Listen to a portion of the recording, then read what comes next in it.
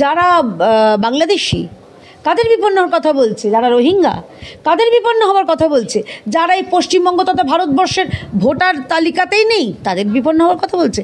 তারা বিপন্ন হলে হোক, ভারতবর্ষের জন্য ভালো, পশ্চিমবঙ্গের মানুষের নিরাপত্তার জন্য ভালো।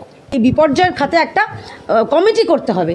2011-র পর থেকে এই কমিটি, এই বাই কমিটির যে কার্যবিবরণী হয়নি।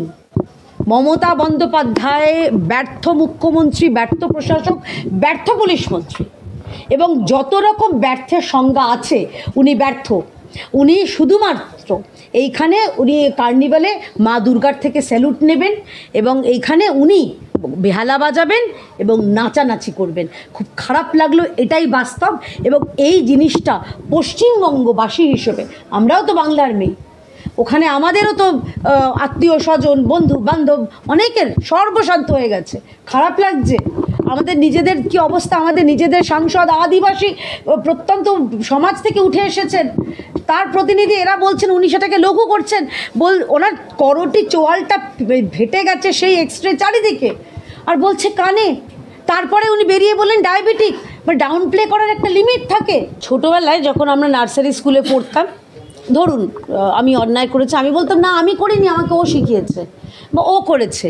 মমতা বন্দ্যোপাধ্যায় এখন একদম ওই নার্সারি স্কুলের মধ্যে ফিরে গেছে। দেখো, ওনার মধ্যে একটা শিশুসুলভ একটা ব্যাপার রয়েছে। আপনাদের বুঝতে হবে বিষয়টা, যে ওনার এই শিশুসুলভ বিষয়টাতে উনি বলে দিচ্ছেন আমার দায় নেই। এইবার আসি আসল প্রসঙ্গে। আবার ওই মিথ্যের কথা আমি বলতে চাই না। আমার রাজ্যের মুখ্যমন্ত্রী, তিনি মহিলা, মিথ্যে কথা বলছেন আমি বলতে চাই না, কিন্তু উনি অসত্য বলছেন এটা অবশ্যই বলবো আমি। মুখ্যমন্ত্রী তিনি বিলক্ষণ জানেন যে ডিভিসির জল কলকাতা শহরে অবধি আসে না, ডিভিসির জল কলকাতা শহরে পৌঁছয় না, তাও তিনি ডিভিসিকে খুঁজে বার করলেন এবং ডিভিসিকে দোষ দেওয়ার জন্য একটা সুন্দর বললেন। তারপরে সিএসসিকে দোষ দিলেন, সিএসসি পাল্টা বলল। আমি বললাম যে সিএসসির প্রতি যখন আপনার এত রাগ, এত ক্ষোভ, সিএসসি দোষী, সঞ্জীব গোয়েঙ্কাকে গ্রেপ্তার করলেন না কেন? কেন সিএসসির বিরুদ্ধে, সিএসসি কর্তা ব্যক্তিদের বিরুদ্ধে কেন একটা সুমোটো মামলা করা হলো না? কেন একটা এফআইআর রুজু করা হলো না? নাটক হচ্ছে।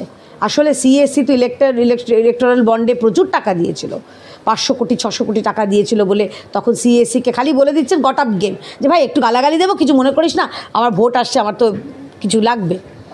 আর দ্বিতীয় কথা হচ্ছে, ওই অপদার্থ আমাদের কলকাতা শহরের মেয়র, যিনি কাঁদছিলেন যখন তাকে গ্রেপ্তার করা হয়েছিল, তিনি বলছেন আমি শহর কলকাতার সেবা করতে চাই।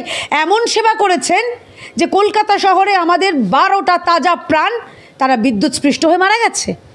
এটা সেবা? এটা সেবার নেমনো। তারপরে উনি লোক দেখানি, কোথায় বালতি, কোথায় গামলা, কোথায় চামচ, কোথায় খুন্তি, কখনো হাতা আর ছাতা নিয়ে উনি যাচ্ছেন জল সরাতে। ওই ছাতার বারটা সঠিক সময়, সঠিক জায়গায়, সঠিক ব্যক্তির উপরে যদি প্রয়োগ করা হতো, তাহলে কলকাতা শহরটা এই মুহূর্তে এরকম ভেসে থাকতো না।